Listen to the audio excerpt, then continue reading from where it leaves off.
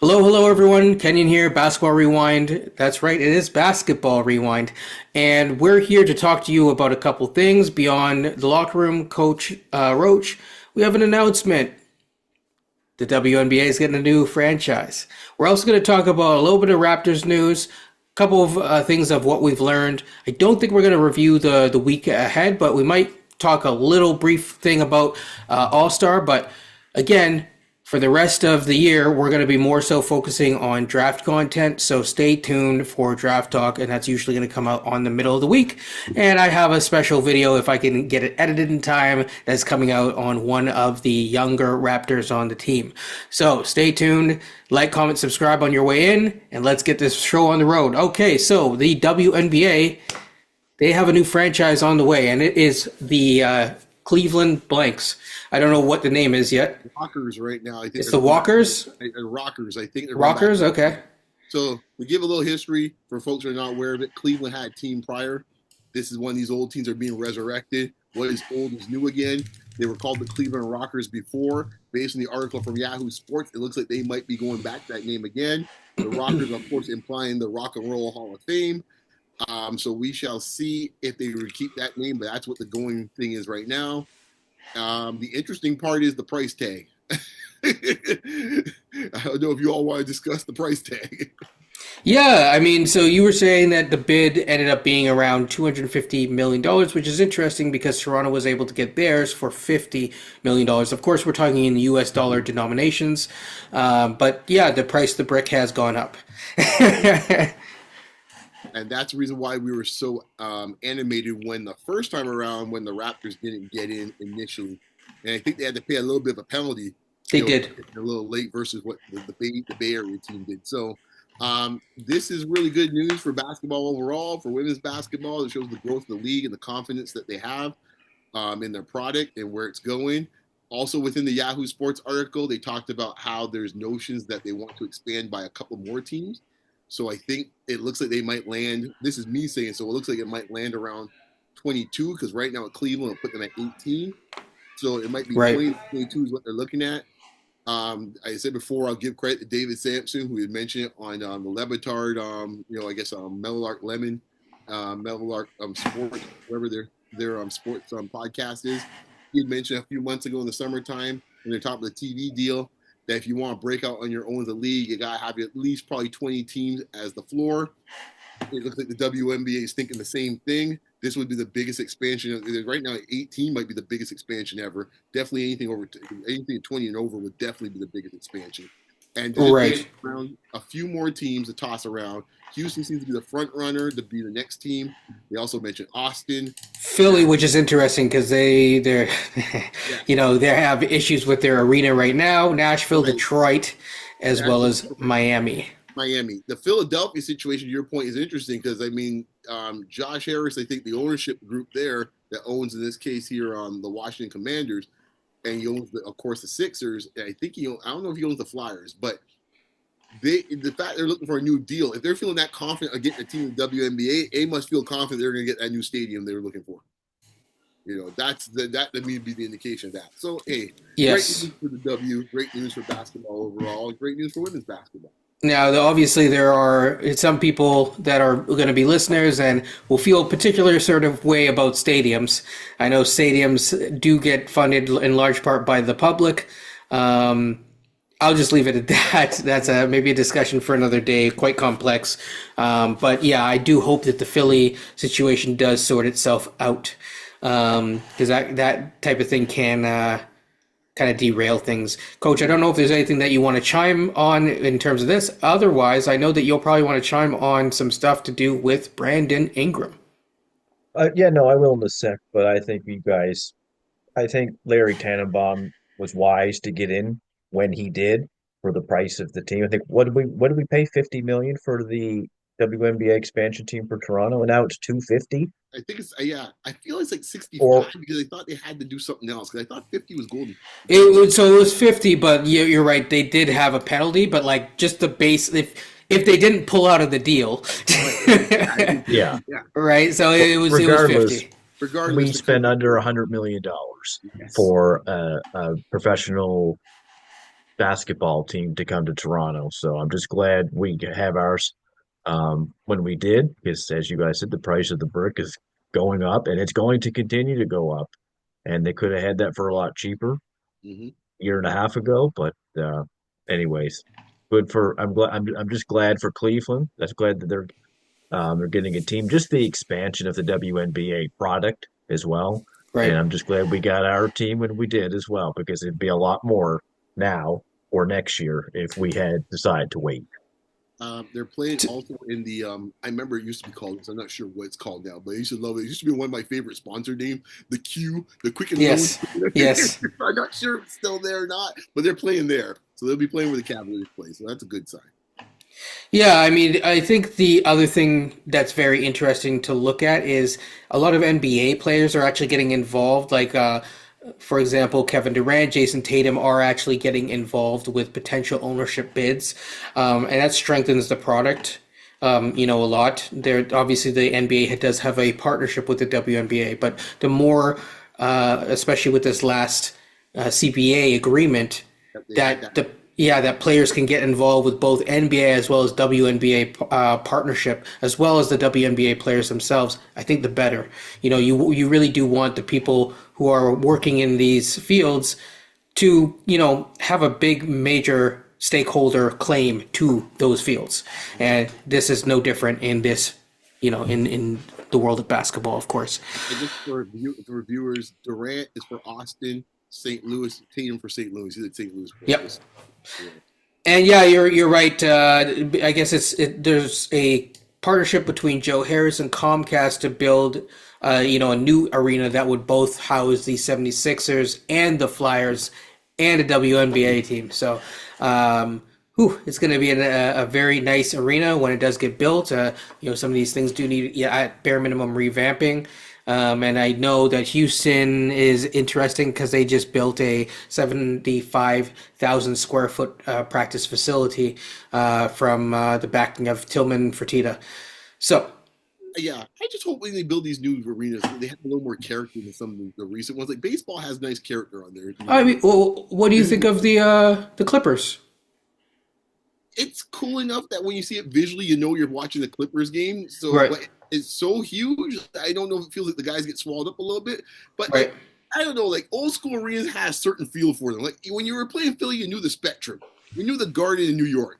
Garden still has that feel to it. It does.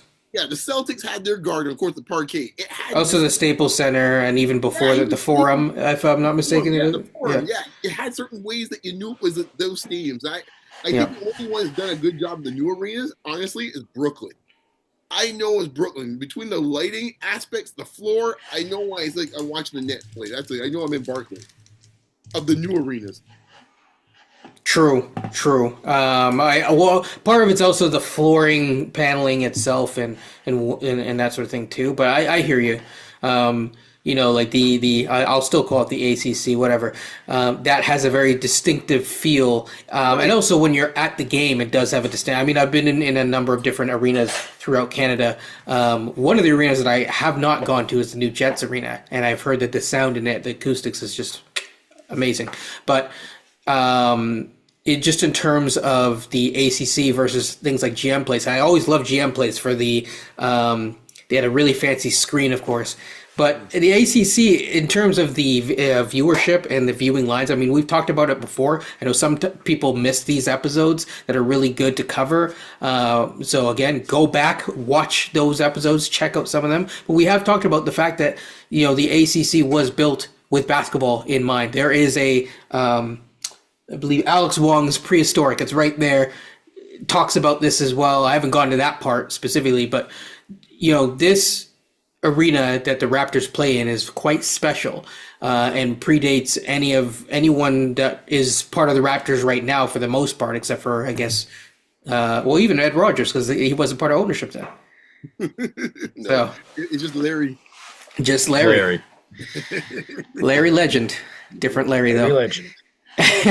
On to Brandon Ingram news. So Brandon Ingram signed a 3-year extension, being a 2+1. So it's a 2-year deal with a 1-year player option at the end of it. I do have thoughts. Um, I'll get into my thoughts first because sometimes people seem confused about my thoughts. But as my dad says, you measure twice, you cut once. And that's probably the best way to kind of approach these things. I think it's a good deal overall. It just, sometimes people look and ask about trades or deals or whatever. You have to look at them in two different ways, right? You have to look at it in a vacuum, and then you have to look at it from the 10,000 foot level. I know, I think beyond you've had conversations about that recently of like, looking at things from different levels. And I think that when you look at it both from a vacuum and a 10,000, foot level or whatever, it's a good deal. Now that the trade has been, consummated, if you want to put it that way. That phrase. Yes, yes. Of course, everyone was there. One thing that was interesting that we'll get into maybe another time, which is Bobby was at the presser because usually it's Masai that introduces these things, and it was Bobby this time. That was kind of interesting because usually after deadlines, especially after a big move, you would see Masai do the big time things, and then Bobby would do like radio or whatever. And it seems like they're starting to shift more and more responsibilities over to Bobby, and I do find that quite interesting. Now, I think what makes it interesting before I get into Beyond or Coach's thoughts is the structure of the deal. Number one, it works out to be an AAV, an annual average value of $40 million, starting at 38 next year, and then kind of scaling up with natural raises from there. What's most important is that it does provide a little bit of room if Chris Boucher wants to come back. It does, as long as you're not in the first, especially if you don't draft number one, then Chris Boucher will definitely have a chance to come back. Otherwise, money's a little tight, sir. But that's not a bad problem to have.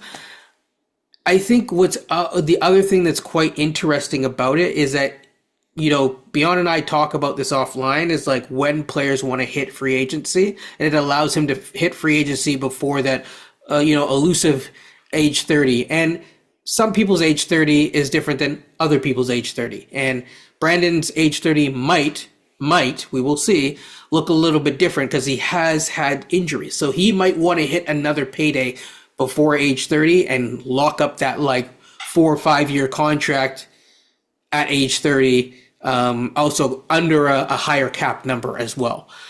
Okay, I've talked a lot. Beyond, I'll go to you first. Actually, Coach, I'm going to go to you because you didn't talk much about the WNBA, so now's your time to shine. I like the deal. I like the deal for the Raptors. I like the deal for Ingram. Ingram's got something to prove. He's been hurt a lot, we all know, throughout his career. And I think Ingram has a short timeline to prove himself to get that big, big deal when he becomes 30 years old.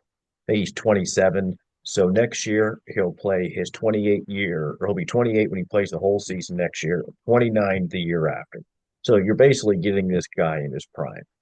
I was hoping to get Ingram for around 40. That was my goal. I think right now he's making 36 or something like that. And you're gonna have to pay him a little bit with the cap going up anyway, and you're paying for the trade of the talent in general. So I like the deal for Toronto. I like the deal for Ingram.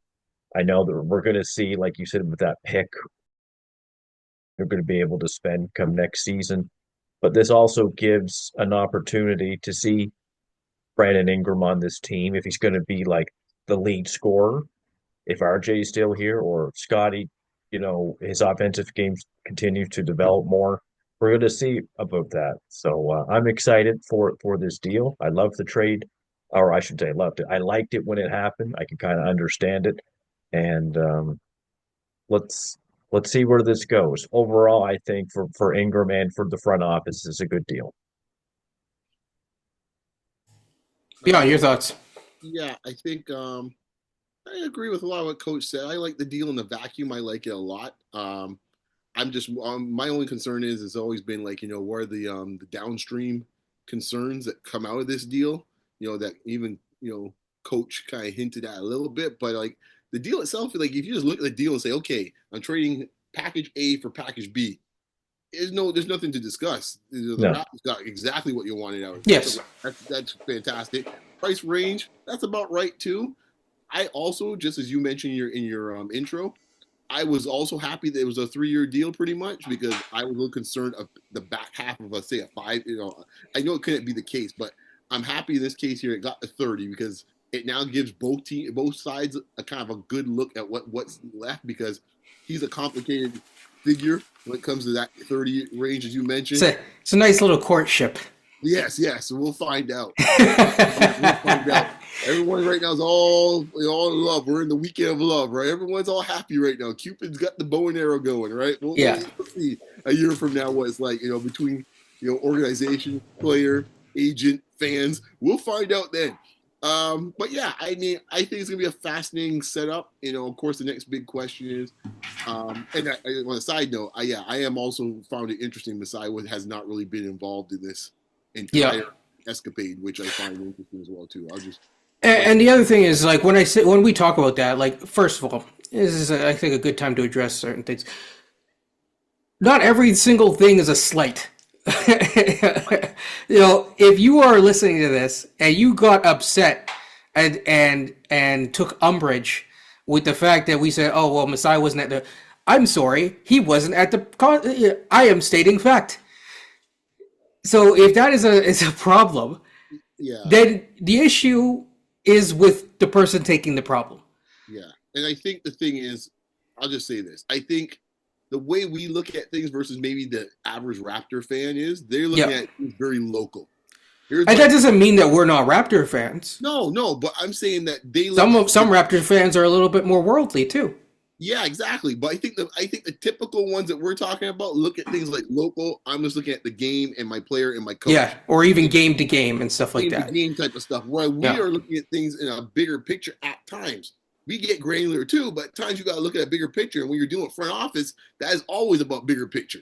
So you got to ask yourself, like, okay, we have a lot of changing things going on. We have new ownership group. This team has now a boss. In this case, they got to report to. Masai in this case here is usually been the guy speaking of these things. These things all have to be considered. That people make decisions for a certain reason. It's just not happenstance, folks. There's a rationale behind why it's. And people say, "Oh, we're speaking whatever to existence." No, we're not. That's nonsense. I think the thing is, right, to your point, like, they talk before they send Bobby or Masai or whatever. It's not like Masai just woke up 5 minutes. He just like text Bobby. He's like, "No, it's your turn now," right? Like, it's just kind of common sense. So it's just an interesting footnote. Yeah, that's it. This world, I know how that works. Yeah. When you're trying to get a certain message across in this case here, or a certain individual you want in this case here, especially listen here, I can look at it this way. They can say, "Hey, you know what? This is a contract. It's money related. Who's our guy?" Bingo. Right? And to that point, if you look at it, most of the contracts that have been signed actually over the past 5 years, it's always Bobby standing in the photos of it being signed. Right? He's the GM. He is the GM. And this is a point that I've been trying to make for a number of years, is that, like, they have purposefully set themselves up where it's like, whose fault is it, or whose thing is it? Right? Where it's like, well, why is Masai speaking when Bobby's the GM? Or why is Bobby not speaking enough? And I think maybe there's a better delineation moving forward of what the roles and responsibilities are. Because at this point, I mean, you're the president of basketball operations. You're kind of done being a GM. Like, you're still involved tangentially, of course. But, like, you don't... You don't want to micromanage. I don't know if micromanaging was happening or not behind the scenes. I'm just saying, like, it's interesting to see the delineation kind of naturally happen year 5 or whatever now. But nothing gets done without Masai's permission. Of course. Right? Bobby Webster's not they can't sign Ingram without Masai having some input on that. As they say, blank rolls downhill. Yeah, the buck stops at Masai. Like Harry Truman had that little thing on his desk there back. The buck stops with me. Yes, the buck stops there. The buck stops at Masai when it comes to basketball ops. No trade, no free agent signing, No demotion, no promotion. who you It's draft. done without Masai Ujiri, Exactly. for better or for worse. One of the interesting things with that, though, is what Bobby said at the presser. So Bobby outlined some interesting things. I will just kind of go through that really quickly. Number one, he said mission number one, the draft this year. Number two, he outlined that they are really going to get into scouting seriously. Obviously, they tangentially follow these guys at a certain level, but they're really going to get into it. And he used the term Tampa. So that is very, very interesting because that should indicate what is going to go on. Also, Ingram, it sounds like he's doing his best to get healthy, but obviously he's not in game shape, number one. And number two, the closest, most recent report suggests he's about a month away at best.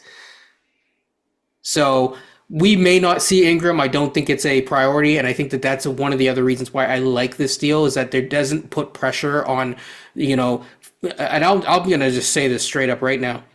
Anyone who thinks that Masai or any GM or any person should be forcing players out there, and I don't think that there's a big portion of people that are doing this, but I've heard it. That's wrong. You're talking about people's health, livelihood, et cetera, et cetera.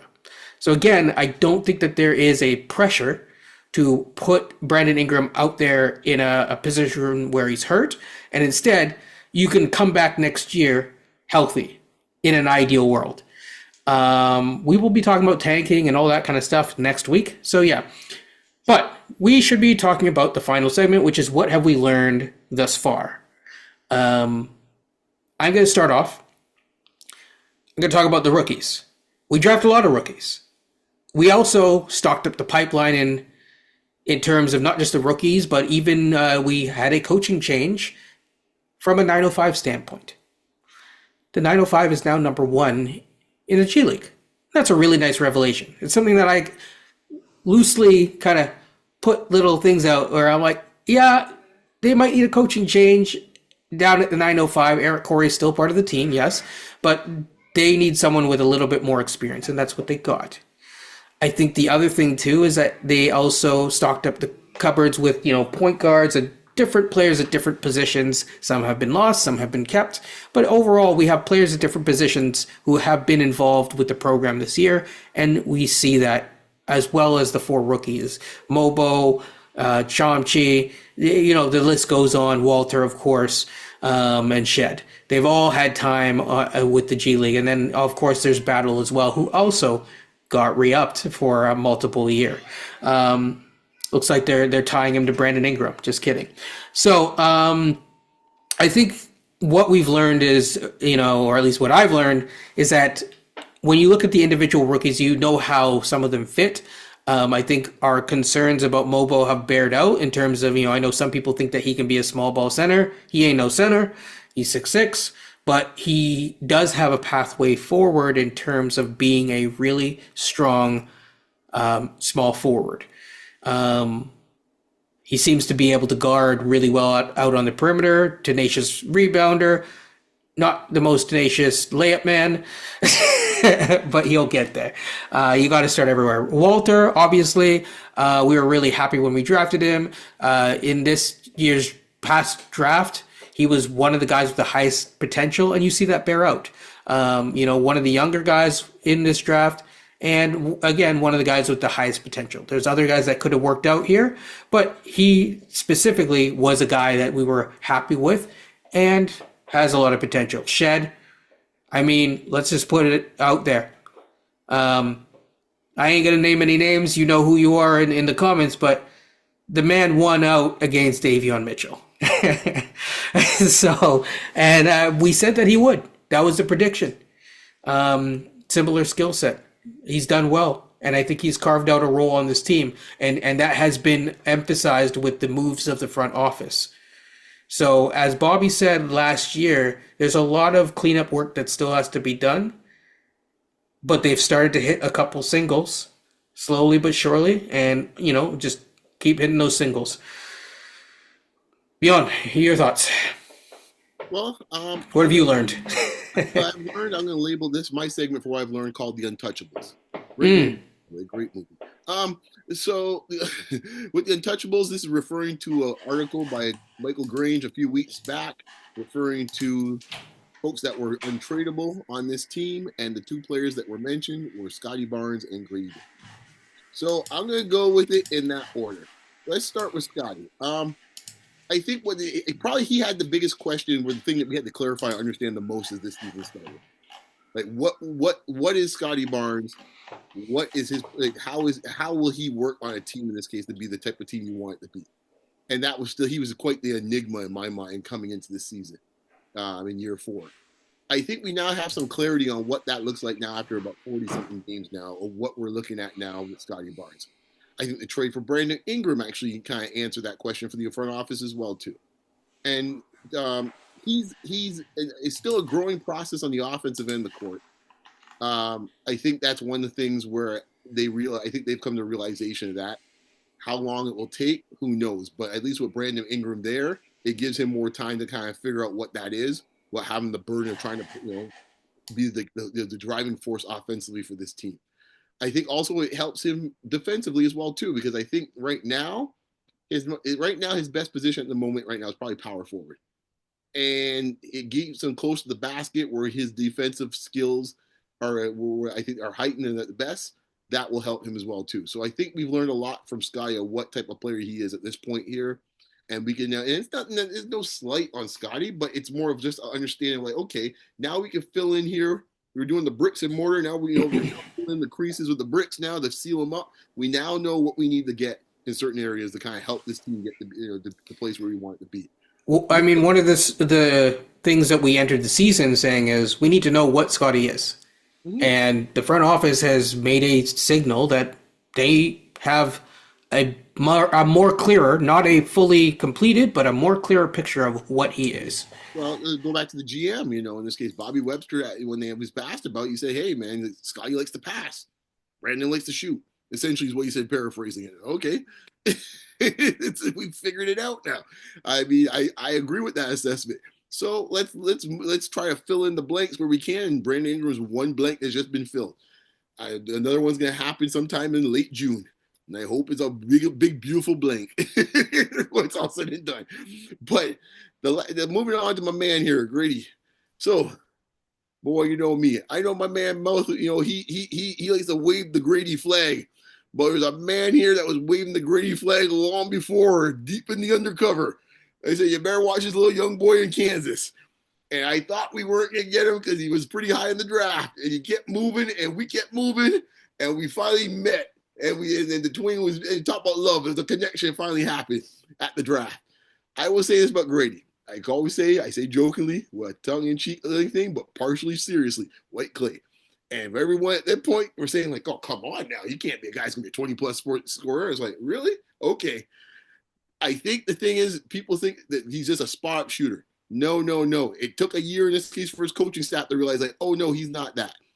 What we're seeing from Gradey, not only the scoring, the point production going up almost like double in this case here. In this case, he's like something like 8-9 points. He's up to 16 now or something like that. And quite honestly, I think if he got more minutes, he'd probably be like how he was early in the season, where he's like brushing 20 points a game. I think that's where I think he can go if he gets the opportunity to do so. I also think what he's shown that he's more than just, I'm just going to spot up and shoot threes. That's the ironic part. People have a stereotype of him being a three-point shooter. That right now is the weakest part of his game right now. It is. which is ironic. Everyone's like, oh, he should be a three. No. We keep trying to tell them that, like, I mean, Bobby said it, the very first presser. We see him as more than just a shooter. He's really not. He gets painted as a shooter. Like, it's there. They've said it multiple times, and yet people are like, stand in the corner and do so. Nope. There's more to basketball fundamentals than that. Exactly. In fact, in this case here, the mid-range game he's showing, which is like for high elite scores that he's showing in this case here. And oh, by the way, folks that were grousing about his finishing around the hip or rim, and you might want to look at the stats lately, buddies. That seems to be improving too. It's creeping up every week. So he's actually now improving. He's taken 2 steps in one season. The first was the big jump in this case to show he can actually score at a consistent level. At mid-teens to high. You could be a bomber some nights and score 35, right? That everybody in the league can't do that. And now he's doing now more the subtle nuance things where he's improving his game or where he's seen the weaknesses he had and literally is improving them on the fly. The finishing around the hoop, that's been some great stuff to see. Finding different ways to do layup packages and getting around guys is great. Once he gets a little more weight on him, 15, 20 pounds at most, he's going to be something else. Now, the big bugaboo in the room, I haven't mentioned yet. I will get to that now. The defense. First thing I'll say this about Gradey, what we've learned so far. I've learned this, and I hope the coaching staff has learned this. It might not be wise to put him out on the island against a really good offensive player. You might want to give him some help. That might be helpful. I get it. As a coach, no one wants to compromise their defense. With the Raptors unit out there, you're going to be doing a lot of compromising, man. It is what it is. You got a lot of guys out there that can't hold their own water. So get some help there. Be it if it's a quick double, a delayed double, whatever it might be to help the guy out if he's in a bad situation. However, I've seen sparks and moments of like, oh, he's actually held his own up in certain circumstances. I think the Clippers game was one in this case here. He's had some games early in the season where it's like, okay, the Sacramento game, which was on Vince's retirement. I think they went after about 3-4 straight possessions late in that game. A couple with DeRozan, a couple with Fox. It was 0 for 4. So he's had his moments. I think, once again, the strength will help on that side of the ball as well, too, especially when it comes to dealing with post-up defense and dealing with the contact that requires. He'll be all right there. And also, too, if he has a few other better defensive players around him, from the draft, that will be helpful, too. So let's cool out on Gradey. But it's like, overall, what he showed in the All-Star game this weekend so far, the dude could potentially be a star, man, and folks just gotta let him cook a little bit, as the kids say. Let him cook a little bit. So that's my thoughts. That's what I learned. Coach, your thoughts? I have two that I'm going to say. So, my first thought is, from this team as currently constructed, we don't have enough elite talent. Period. If you want to compete with the top 6 in the East moving forward, you have to bring in more elite talent. Now, Brandon Ingram's a good start to that, to pair with Scotty and RJ, I'm assuming for now. And you have to hit on this draft as well. That's what I'm getting at. So I'm glad that Bobby came out and said we are very focused on this draft and hoping the lottery ball gods will help us out. So adding a top-tier talent from this draft is key for moving forward into next year. Because next year, this whole rebuild thing sounds like it's might be a thing of the past. Is what they're we planning. learned that too, Coach. Yeah. Yes, we learned also that this is the last year of the rebuild. But we still need to add an elite talent. Garland, Mitchell, Mobley. Allen. Okay, there's 4. Giannis, Dame, now Kuzma. You still got Embiid and Maxine George. I know that they're down in the East. I get that, but they still have some elite talent there. Boston, the two Jays, Drew Holiday, Porzingis, White. We need more horses in the race right now. And if you want to try to be a top 8 or, really get lucky, top 6 team next year, you got to add another piece. Probably ideally 2 in the long run, but we've got to have another elite talent come in with this core moving forward. So that is first thing that I've learned this year. Second thing is, Jakob Poeltl's a pretty valuable piece on this team. We have 1 win without him. 1. And that came the other night, I think, against Philadelphia. So Poeltl's a pretty important piece to this team. I know he has his limitations, just like everybody else does. But what he brings is very complementary to this team. Which also begs the question, do you need more size? Yes, we do. We need more size moving forward. So whatever that looks like from the draft or through a trade, free agency, forget about that. But through draft or trade, this team has to get bigger next year. Something else we've learned. We too small. Yep, I agree, Coach. Far too small. One question that I have for you. Would you rather have a top 4 or would you rather trade back? Because we did have this conversation offline. I remember. So if you say top 3, if you have the 3rd pick in this draft, would you trade back? Ignore the team name that you're trading back with. would you trade back for 2 picks? The only way I would trade back, here's the only reason why. First of all, I wouldn't, but here's one reason why. If someone I'm targeting in the top 3 might move back, and that person is 4 or 5, and I'm talking a specific top 3 talent that we have discussed, they were somehow to move back, and I can still get them and another pick, that might be the only reason why. But generally, I don't see that happening, so no. I don't No, think any of those guys that we've discussed, though, would go all the way to 5.